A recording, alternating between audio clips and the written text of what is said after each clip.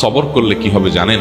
আল্লাহ কোরআনে বলেছেন, ইন্নামা ইউওয়াফাস সাবিরুনা আজরাহুম বিগাইরি হিসাব।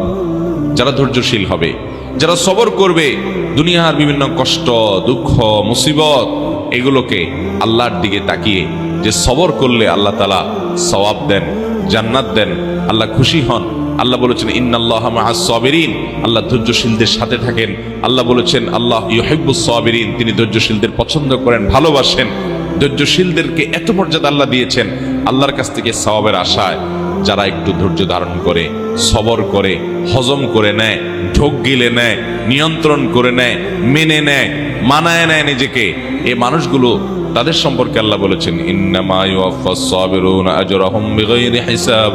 ধৈর্যশীলদের বিনিময় আল্লাহ রাব্বুল আলামিন হিসাব ছাড়া দিবেন। যখন আপনি সবরকারী হবেন, আল্লাহ তাআলা আপনাকে ডাইরেক্ট দিয়ে দিবেন, কোনো হিসাব নিকাশ করে দিবেন না।